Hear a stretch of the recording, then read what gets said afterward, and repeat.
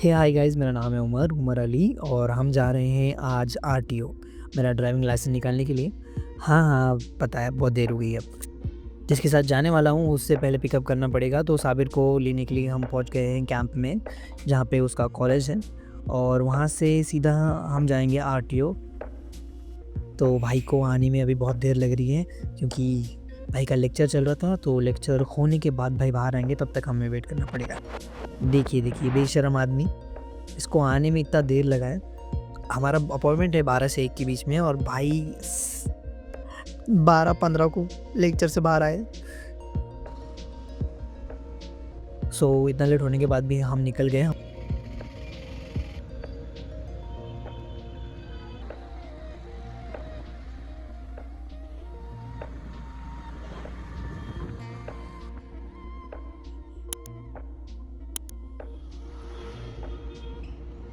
और हम पहुंच गए हैं अपने आरटीओ में। सो यहाँ पहुंचने के बाद सबसे पहले हमने कॉल किया हमारे एजेंट को और उसने हमारे सारे डॉक्यूमेंट चेक किए और उसमें मेरा लर्निंग लाइसेंस मिसिंग था, तो उसकी कॉपी मंगवा कर हमने उसका जेरॉक्स निकाला और उसके बाद हम चले गए डॉक्यूमेंट वेरिफिकेशन के लिए। इतनी बड़ी लाइन थी, देखकर मेरे पैर सुन पड़ गए थे। फिर 400 साल बाद मेरा नंबर आया, आते ही सर्वर डाउन हो गए। उस वक्त मेरी जो हालत थी, मेरी जो मेंटल स्टेट थी, बता नहीं सकता, मैं मरते मरते बचाऊँ। जैसे ही हमने डॉक्यूमेंट वेरीफाई किए वैसे ही एक चक्कर मारना था इंडिकेटर और बिना पैर टिकाए।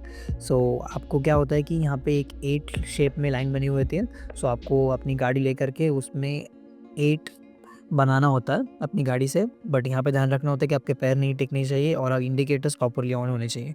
सो वो देने के बाद, वो टेस्ट देने के बाद मैं बाहर आया। वहाँ से निकल कर हम पहुँचे एक सरप्राइज़ गिफ्ट लेने। सो हम गए थे एक पर्शियन कैट लेने के लिए जिसका नाम कोको है। सो उसे लेके हम घर पे आ गए।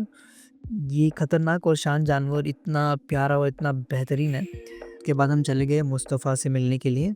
वहाँ पे हमारा प्लान बना बर्गर किंग जाने का।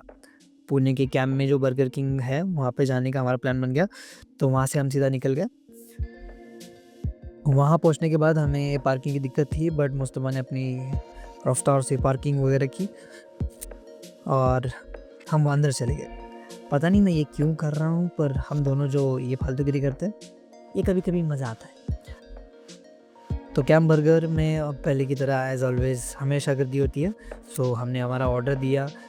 30 मिनट रुकने के बाद हमारा ऑर्डर आया और यहाँ की जो टेस्ट है, माय गॉड!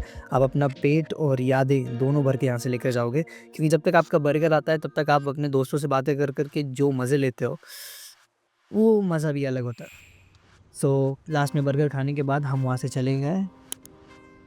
सो क्या, हम का बेहतरीन बर्गर खा के आज का व्लॉग हम यहाँ पे एंड करते हैं गाइस। तो मिलते हैं अगले व्लॉग में, तब तक के लिए खुश रहिए, क्रिएटिव रहिए और अपनी लाइफ को एंजॉय कीजिए। मिलते हैं अगले व्लॉग में। बाय।